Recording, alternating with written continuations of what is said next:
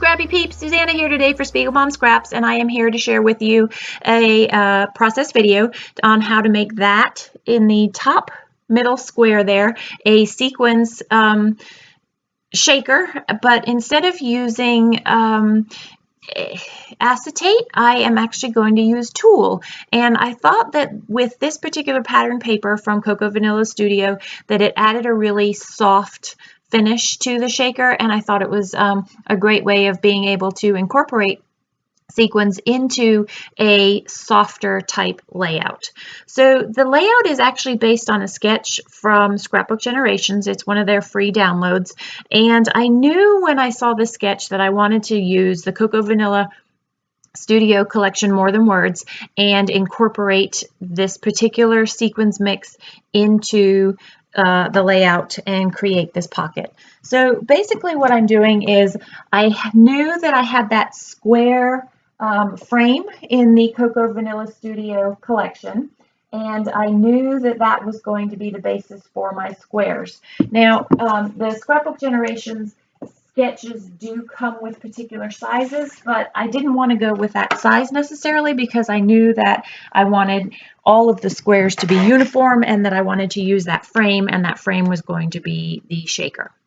So what I'm doing is, and it's taking an awfully long time, but I basically used the 4x3 cards and the 4x6 cards that were on that particular sheet of pattern paper, and I wanted to use most of the pattern papers as having come from those squares of sheets so that I didn't cut into too much, just a teeny tiny square out of too many of the papers.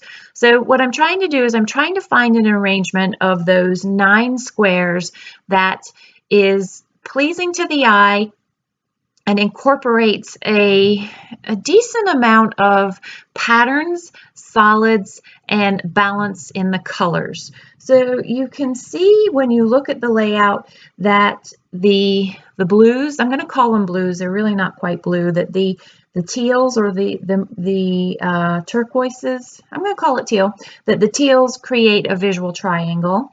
And then the grays in the layout create a bit of a visual triangle. And the pinks, not so much, but there is movement across the page through the pinks. And you can see how that teal below the photo in the middle bottom square there is very heavy, but I knew that the photo was going to cover it and it was going to soften some of the heaviness of the placement of that square. And so I've gotten my ruler out to try and line things up. When you work with these right angles, to me, making sure that everything is equally spaced is really important, because otherwise you have this random square that just kind of stands out and ruins the balance of everything. So I did get out my Imaginis quilting square to really line things up properly. And the way I like to line things up is I always line everything up on the outside first, so that all of those bottom lines are straight. And if there is something that's a little bit off, I can kind of fudge it into the middle where it's not so obvious. And then I also knew the placement of my picture would help cover up some mistakes if I had any of those. So I'm going to put all of these squares down, and then that is really the background of the layout, and that gives me room to continue to design.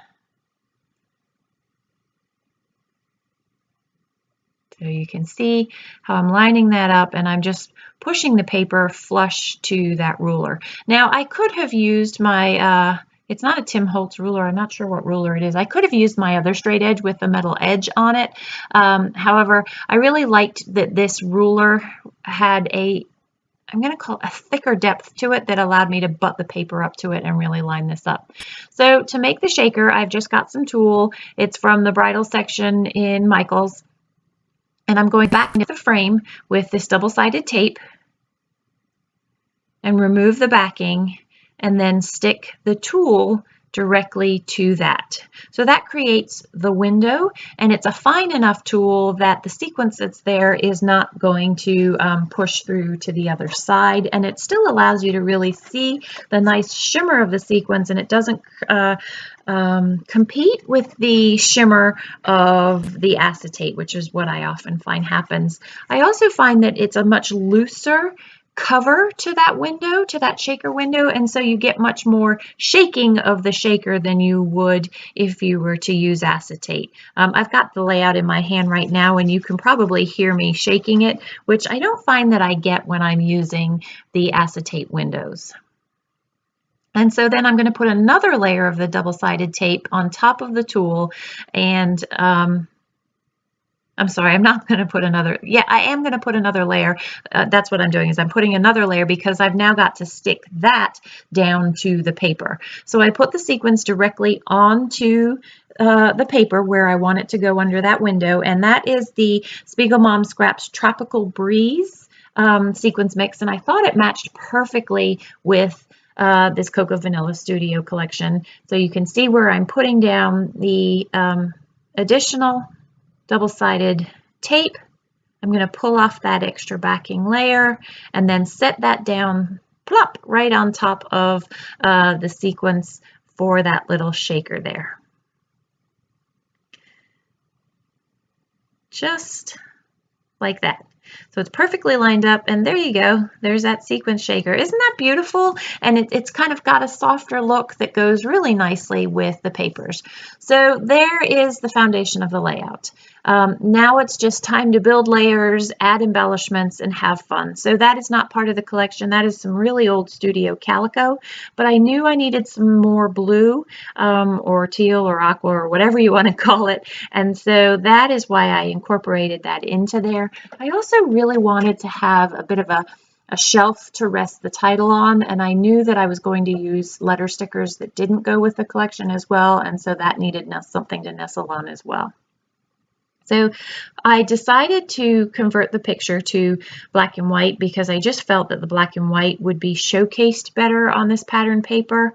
And this picture is a friend of mine. Jackie and I have known each other for at least 20 years. I met Jack when I was in PT school, so I'm going to age myself there. And I graduated from high school in '90.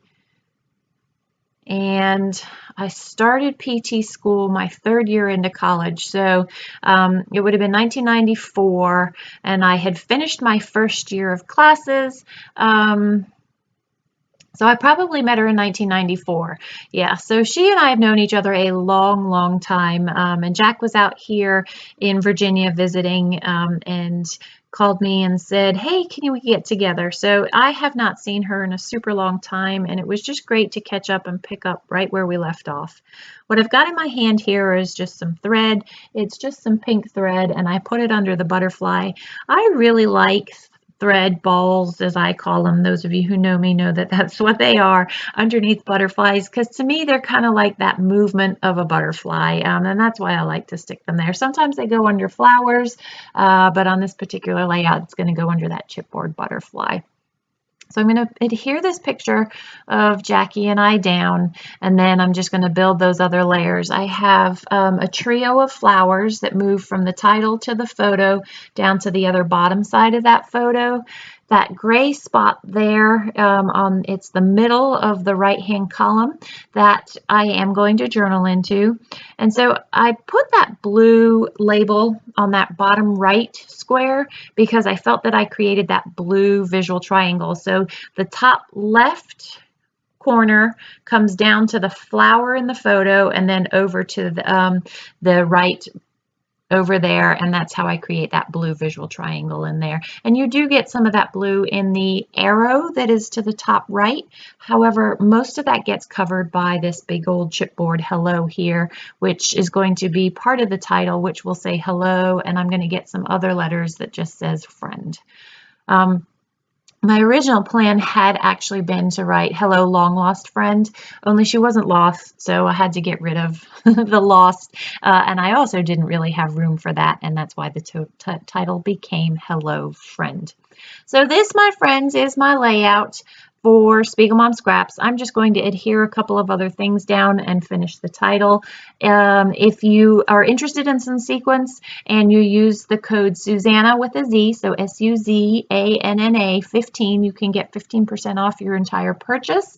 If you have any questions about the way that that Sequins tool shaker came together, please do leave them in the box down below, and I will be sure to get back to you. If you have any questions about anything else, please don't also hesitate to leave those in the box down below. If you enjoyed the video, a thumbs up would be great, and I hope to see you back again soon. Thanks for stopping in today. I hope you're doing well. Take care.